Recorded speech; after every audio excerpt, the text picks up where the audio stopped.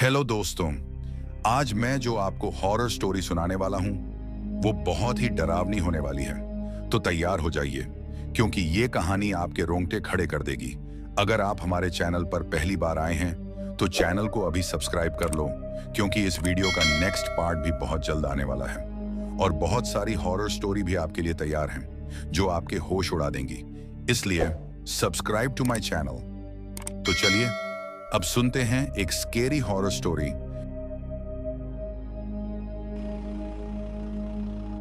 ये बात साल 1949 की है। मैरीलैंड यूएसए में रहने वाला 14 साल का रॉबी अपनी आंट हैरियट और उनकी फैमिली के साथ रहता था। उसकी आंट पैरानॉर्मल एक्टिविटीज और डार्क स्टडीज की प्रोफेसर थी और वो उन लोगों की मदद करती थी जिनके चाहने वाले अब इस दुनिया में नहीं रहे। रॉबी के पेरेंट्स नहीं थे, इसलिए रॉबी हमेशा अपनी आंट हैरियट से जिद करता रहता था कि उसे अपने पेरेंट्स से एक बार बात करनी है।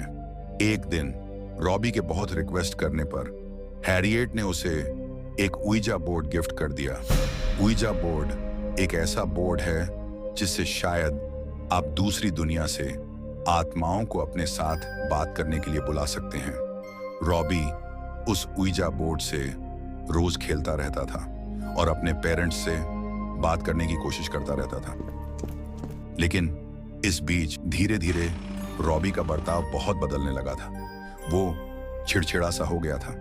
फिर कुछ ही दिनों में कुछ ऐसा हुआ जिसकी वजह से रॉबी फिर से सहम सा गया था। उसकी आंट हैरियट की मौत हो गई थी। हैरियट की डेथ के बाद रॉबी पूरे टाइम उस उइजा बोर्ड पर लगा रहता था। वो अपनी आंट से बहुत प्यार करता था और वो किसी भी कीमत पर उनको वापस बुलाना चाहता था। धीरे धीरे रॉबी पागल सा होने लगा था। उससे घर की दीवारों में से खड़खड़ाहट की आवाजें आती थीं। कभी उसे लगता था कि जैसे उसकी आंट उसे पुकार रही है, तो कभी लगता था कि वो किसी से लड़ रही है। कभी उसे किसी को चुप कराने की आवाजें आती थीं। रॉबी के पूरे शरीर पर खरोंचों के निशान थे। सब रॉबी की हालत देखकर घबराए हुए थे। लेकिन फिर एक शाम कुछ ऐसा हुआ जिसने इस घबराहट को डर में बदल दिया। उस शाम घर पर रॉबी के अलावा और कोई नहीं था। रॉबी उस उइजा बोर्ड से अपनी आंट हैरियट को बुलाने की कोशिश कर रहा था। कुछ देर तक तो कुछ भी नहीं हुआ, मगर फिर अचानक घर के सारे दरवाजे और खिड़कियां बजने लगीं। वो एक पैटर्न में 3 बज रही थी और फिर रुक रही थी। अचानक रॉबी का सर घूमने लगा और उसने देखा कि 2 काले साए उसके कमरे में चारों ओर तेजी से घूमने लगे हैं। साथ ही साथ उसके कमरे की सारी लाइट्स तेजी से जलने बुझने लगी थी। रॉबी बहुत ज्यादा डर गया और वो भागकर अपनी आंट के बेडरूम में चला गया। उसने वहां देखा कि उसकी आंट बिस्तर पर बैठी है और उनके सारे बाल बिखरे हुए हैं और वो अपने बालों में कंघी कर रही है। घबराए हुए रॉबी ने अपनी आंट को आवाज लगाई, मगर वो कुछ बोली ही नहीं। तभी उस बिस्तर पर बैठी औरत ने अपने बाल अपने चेहरे के सामने से हटाए और वो रॉबी की तरफ देखने लगी। उसका चेहरा देखते ही रॉबी की रूह कांप गई। वो औरत उसकी आंट नहीं थी बल्कि कोई और थी जिसका चेहरा बेहद भयानक था।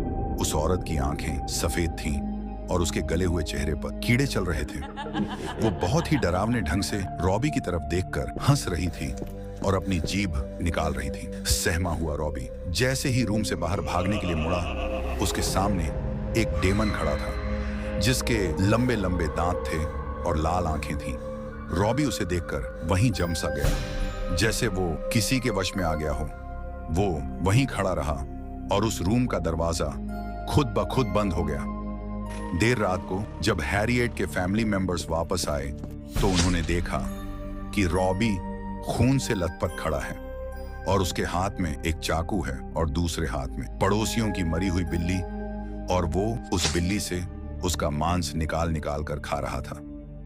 तो आपको ये कहानी कैसी लगी कमेंट में बताओ और नेक्स्ट पार्ट भी लिखो ताकि मैं जल्दी से दूसरा पार्ट लाऊं। पर वीडियो लाइक और चैनल सब्सक्राइब करना मत भूलना दोस्तों।